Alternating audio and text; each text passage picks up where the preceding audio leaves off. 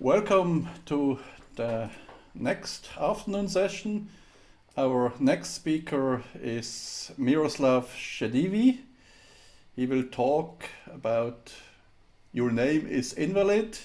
Names of people cannot be invalid. Your app shouldn't.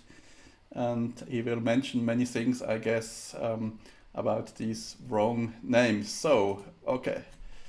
Miro, please start. Thank you. Hi, let me introduce myself. My name is Miroslav. Wait, we have still some problems with the transmission. Wait. Hey, we couldn't prepare that beforehand. I will have to switch something here. No, that's not still. Now. Okay, my name is Miroslav Šedivý, and sometimes I still see somewhere that my name is invalid. If you want to pronounce it correctly, this is the IPA, how to pronounce it, and this is how to type it on a standard keyboard layout with compose key.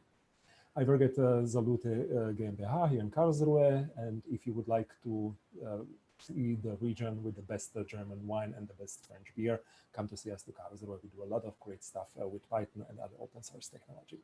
Originally, I was born in Czechoslovakia, studied in France, and now I'm here in Germany. What we are going to speak about today, first about strings and names in Python. So how the strings bytes work, encoding, normalizing, case folding, sorting, and regular expressions. And then about names on the web, about the apps, about databases, how to work with the names correctly, and how to allow or test whether a name is valid or not. So in Python 3, there are two types of objects that work with strings. The first is standard string that for each character knows more than 1 million possible characters. That's Unicode, and that is something that is in the working memory. So you work with that, but you don't send it over network or store into a file. And there are bytes with 256 possible combinations that are used to store data on file and or network. And you have to combine or you have to convert between these somehow. So for example, if your string name is Chuck Norris and you just encode it, you get a series of the bytes that looks almost the same. And the other way around, from bytes back to string, you convert it with using the decode method. The bytes, you can see them with, you can recognize them that they have a small b before this quote, and the strings, they have nothing. If you encode them standardly in Python, it uses UTF-8 as a standard encoding, but in this case, it will be 12 characters as a string or 12 bytes as bytes. So there is no difference. But for example, if you have the German name Müller and you encode it, then from 6 characters, you will get 7 bytes because the letter U umlaut is will be written or stored as 2 bytes.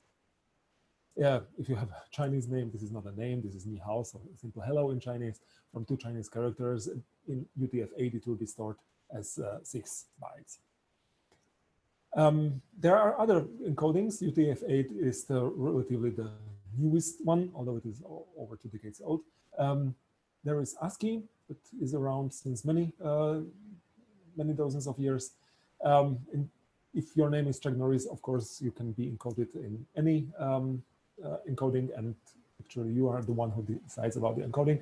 But in this case, Chuck Norris with 12 characters will be encoded into 12 bytes using ASCII. But if you have the name Müller, you cannot do it with ASCII. You can do it, for example, with Latin 1 that knows more characters, that knows even this with umlaut. And in this case, the 6 characters will be encoded as 6 bytes using Latin 1. My last name, Šedivý, comes from Czechoslovakia, which doesn't use Latin 1, it uses Latin 2 alphabet or encoding. And our 6 characters will be encoded as 6 bytes. But always a byte is something that has only 256 possibilities, so you don't have the information which encoding it is in. In this case, we knew that we are going to use Latin 1 or Latin 2, but normally you don't know which encoding it is in. So, and sometimes it can happen something like this, that I get mail here in Germany where that types my last name wrongly. How is it possible that instead of that S with Karen, I get a question mark? Do they use Python? So if I take my last name and encode it with Latin 2, I will get the correct 6 bytes that mean the right thing, but there is no question mark. If I do it with Latin 1, I will get a Unicode error because the hash cannot be encoded in Latin 1. There is in those 256 possible bytes of Latin 1, the letter hash is not there. But in Python, you can define an error, what to do in the case of error. Default is raise an exception, but it is possible to say, hey, replace it with something. And replace default is a question mark. So if you encode some string that contains characters that are outside of the encoding, so for example, sh in the case of Latin 1, and you say in the case of error, replace it, it will automatically replace it with a question mark. And this is probably how this happened. You can even do something more. You can define your own function if you don't want question mark the whole time, and you can register an error and in codex, and then tell, okay, if I use the errors method replace randomly, for example, call this lambda function that gives a random digit, and this x start plus 1 means that then go on with the next character. You can define more movements around such cases. So in this case, I can tell if I want to encode my last name with Latin 1, and if a character is not cannot be encoded, then put there some random digit. In this case, number 5, for example. And this is probably how they are doing it. Some random characters. Sometimes there is a space, sometimes there is no space, sometimes there is something like this, sometimes there is an inverted question mark. Actually, all 3 pictures come from the same company that has different means of communication, like letter, like card, customer card, or an online form.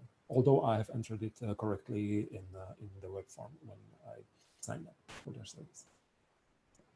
There are some other cases. Here, some no-name German flying company that has huge airplanes but have problem with their form. They tell me, hey, you can only enter letters in the adult's last name field. Hey, what are letters? My last name consists only of letters. What is a letter? In Python 3, you can do something like this.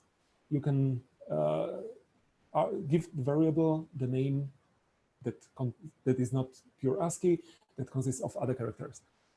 But you can do that, but you cannot give a variable a name consisting of starting with a number. But sh is not a number, it's a character, it's a letter. How does Python know that sh is a letter, but a smiley is not a letter, question mark is not a letter? There is Unicode data that has the standard module Unicode data that has the method category and name. So you give it any character and it will tell you which category and name it is. So in this case, I gave there a few numbers and smiley and dot and so on. And there you see all these characters, and then you see two letters. There is LL, LU, ZS, PO, SO, and so on. And then there is the official name of the character. So everything that these 2 characters, when they start with an L, it means a letter. LL is a lowercase letter, LU is uppercase letter. And so it is defined, every character in the Unicode is defined, it belongs to some category, and that it has it is a letter or not. So you can use the sharp as the capital letter sharp as a variable name in Python. These are all the categories that we are going to see a little bit later how we can use them. Also, if you open character map application, you will see all the information about the character. And you can use actually the name to put to write the character with \n, capital N, and with curly braces. Case folding. Case folding means the conversion between uppercase and lowercase. So you see we have some letters in lowercase, we dot upper to uppercase and vice versa. it has a few exceptions. So for example, the sharp S, the German sharp S lowercase converts to S as uppercase, although there is official sharp S uppercase character. The other way around, it converts correctly. And so it works for most other characters between uppercase. Lowercase, of course, you have, for example, Chinese characters that don't support something like that. But there is also, with this uppercase and lowercase, there is one problem even in the basic ASCII. There is one ASCII pair of lowercase, uppercase that we, like the Western English, European language group, did wrong. Which one is it? It's I. You see, if I take lowercase I do it to uppercase, I get this, and the other way around as well. From the uppercase I get the lowercase I. You see the difference? The lowercase I has a dot, the uppercase I doesn't have a dot. How do you explain that to someone from Turkey? Because they have the I with dot, lowercase, uppercase, that is E, and I without dot, or lowercase, uppercase, that is E. And when they convert between these two pairs of characters, they always get the other one. So so if you want to work with Turkish text, you have to import international components for Unicode library, and then work a little bit more complicated code that converts between the Turkish pairs of A, E, and E correctly. Normalization is something different. If you have already your Unicode text and you think, okay, that's great, I can now work with that, I can access the characters, the length, and everything, you will get probably two strings that look the same, and they are not the same, because when they are normalized, they will be divided, or some characters will be split in two characters. So for example, the first word has 3 characters. The second one is U with dots, like diaresis, umlaut. And the second version has this diaresis behind the U. So the first U is standard U with ASCII value of 117. And the second one is, then comes this combining diaresis that is of the category MN, which means a combining character. And also, this is not an error, but you see that the whole line is a little bit offset to the left. This means that this combining diaresis doesn't have a width. And if you can convert between those two versions, like the normalized and the denormalized, and between the two normal forms, and they will not be the same. So it means that if you have a lot of text, try to normalize them or denormalize them to one form, and only then compare them. With this combining diaresis, and there are plenty of combining characters, you can do some fun stuff. You can put more characters after each other, and then you can get something like this. This is actually a Stack Overflow answer to the question how to use, how to parse HTML with regular expressions. So you see at the end, there are some characters with plenty of combining characters. Alphabetic sorting. That's not so easy. If you just sort the standard Python sort, using the standard Python sort, you will not get the alphabetical order, because you see that there are some uppercase, lowercase, then you have some other letters, Western, like Latin letters, then there is some Latin too, like this sh, and then the sharp SS comes at the end because it has a really high Unicode value. You can use locale. So you start locale with the German, for example, and then you sort these characters, and you will get the A umlaut between A and B. But if your locale is, for example, Swedish, then it will be different, because in Swedish, all the umlauts are at the end. And there are some other exceptions. For example, in Hungarian, the CS, pronounced as ch, is extra letter between C and D. In the Czech and Slovak, we have plenty of characters with kerns that we put just behind the respective letter. There is CH, pronounced as ch, which is between H and I. And for example, in French, they have even more rules. It means that they sort everything according to ASCII. But if there are accents, they sort them from the end of the word. So first they sort the last syllable, and then the penultimate, and then and so on. So there are plenty of rules. The problem with locale is, if you do that in your library, then the locale of the whole process will be changed. This means that if you have some multilingual program that has to handle input of several users at the same time, such as web server, and you switch to local the whole time, there will be chaos. So that's why there is this ICU that we have used already to convert lowercase, uppercase, Turkish, that you can use to sort something without changing the code of the system. I have read that there are some recommendations to use PyUCA, also some Unicode collocation algorithm. The difference between these two is the PyUCA doesn't define which locale or which language it uses. It has a great database included and it's announced that it works very well for characters outside of English. Yes, you can use it if you only need some English sorted list, and you want to have those other characters included at some not so bad position, but don't use this if you have pure German, Swedish, or Czech text, because it doesn't use the specific sorting of the specific language. For that case, I would prefer to use ICU. At the end, Unicode regular expressions. So let's have a look at this text. There is München space 1, 2, 3, and I want to extract the word München. If I do this, so all characters between A, Z, uppercase, lowercase, it will ignore this umlaut and will return two words like that. It's wrong. If I say I want \W, so all alphanumeric characters, there are also numeric characters, so it will return also the 1, 2, 3 that I don't want to have. And in that case, we will have to use the regex. It is a third-party library that works 100% like the standard RE works and only has a few functions extra. And in this case, with \P, you can define Unicode characters that belong to some category. And you have seen at the beginning, this capital L means that it is a letter. And you can also define something like LU for uppercase letters, LL for lowercase letters, and so on. You have seen that at the beginning in the list of categories. And in that case, we get the word correct. Hey, I came here for Python, but I stayed for the names. So this was the Python part. Now let's have a look at the names. If I were with you in a normal offline conference, I would just ask, raise your hand, who can write their first and last name like this?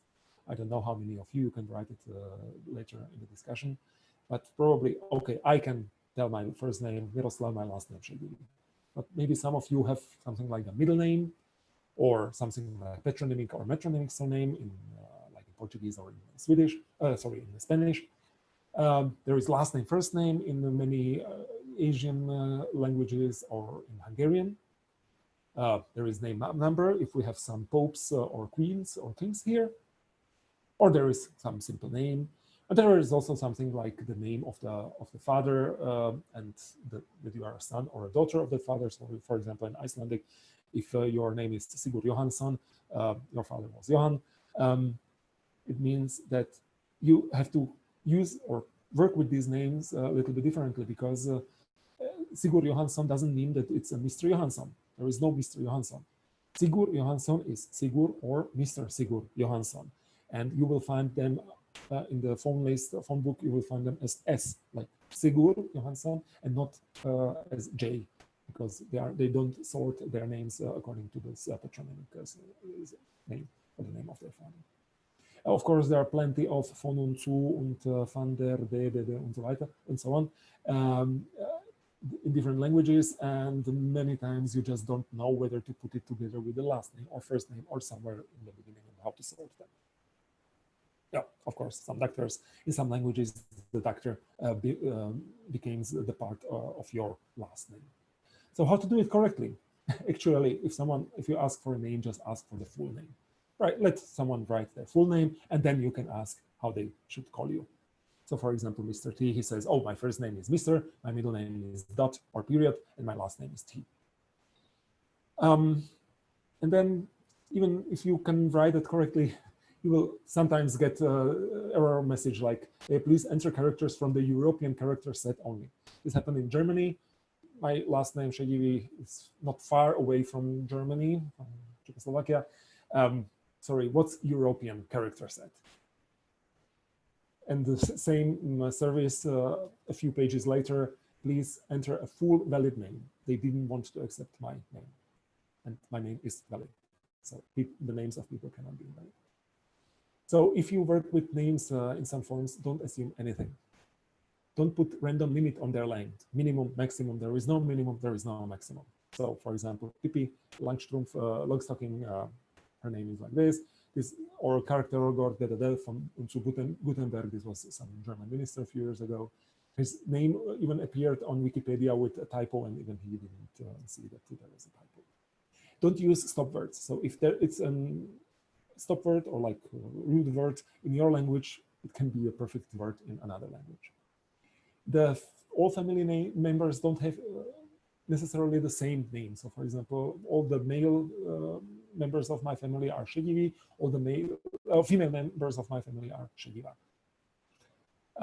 Don't assume anything. Different transcription from non-Latin alphabet. So for example, if you have the Russian name Chekhov, in every European languages types it a little bit differently, and other way around. So for example, I was in Russia twice with the same passport, and I got 2 visas, and both times my last name was typed differently in the Cyrillic alphabet. Or in Chinese, the same. If you use something like maiden name or node, then they change their family names too. One letter name is probably not an initial, so Benoit B. Landerbro, the B is not an abbreviation. So actually, you should accept almost all printable characters. Hello, my name is Mr. Null. My name makes me invisible to computers. An article. I don't understand how someone can program something that doesn't accept a last name now. Or the same with this little Bobby tables. Please don't do that. Yeah, the names of the streets and cities and so on. The most widespread name of street in Germany is, of course, Einbahnstraße, so one-way street. You see it almost everywhere now. In German, this Straße, like street, is with the sharp S. You will find a lot of American lists of German companies with this B capital and instead of a sharp S. So the names of the places, all somewhere in Scandinavia, les Ypsiloniens, so the Y somewhere in France. And then if the hint question is, what is your mother's maiden name? At least 6 characters, or they ask you for your place of birth, at least 6 characters. No, it doesn't work like that. Or on the other hand, you have places like Hanwalbuch, Wingech, Gerach, Winterbuch, Pantasilio, Gogogoch that are a little bit longer. Or Chrzączyce, Powel, somewhere in Poland. Or sometimes you even don't need an address because you just describe very well where you want to get your mail to. There is a long list of falsehoods programmers believe about names. I'm not going to read everything. Have a look at that. So if you are working with the names of people, I now ignore GDPR, everything. I programmatically respect their names. And don't break the locale, so use the ICU. Convert hamburger principle, convert from bytes to string as soon as possible and convert back to bytes as late as possible. UTF-8 is cool, Python 3 is cool, because do use Python 3 and UTF-8. If you tell your user, because of your spitefulness, ignorance, laziness, or something, that their name is invalid, this is not cool.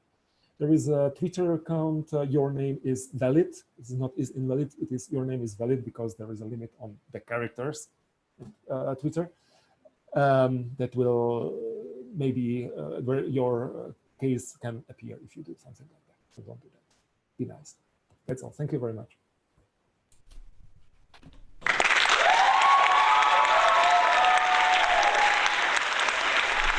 Thank you very much, Miro. Are there any questions? I see there is a first question. Unfortunately, I can't read it. It's probably the wrong encoding. So while you can type in questions, I do actually have a question. At the moment, I'm always using UTF-8 for everything actually. And is there a reason not to use UTF-8, and when and why? And yeah. If you control both ends of the communication, or you have some power to do that, use UTF-8. Of course, there are cases where you can use it if you are programming some special printer or something that doesn't support it. But if you control both ends of communication, use UTF-8. Okay, any more questions? You can click this Q&A button down on your screen if you are in Zoom and ask your questions there. Am I in Zoom? Yes, there is a question coming in. No, don't worry, I read the questions for you. Okay, okay. Johnny Zhang is asking, some older Chinese software is still using Big 5. So what are your thoughts about that? Rewrite it if you can. Rewrite it, okay. Why that? What's the major drawback of Big 5? I've never used that. But sometimes it would be nice to have one encoding that works everywhere, because you have also combined documents.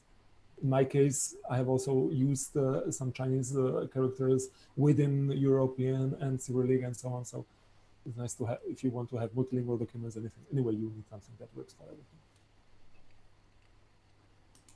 Okay, so are there more questions? You can always ask Miro later in Discord. Just press Command and K in Discord, and then you see a window and you can enter Invalid there, and then you will see the channel talk. Your name is Invalid, and there, you already got big applause there. Really great talk, poignant and entertaining. So, while other people are maybe asking more questions, last chance. If not, please go. Oh, even more applause in the channel. So if not, please, Miro, go to the channel. Your name is Invalid, and maybe there are more questions there. Mm-hmm. And in the meantime, we maybe have time for another advertisement. Okay.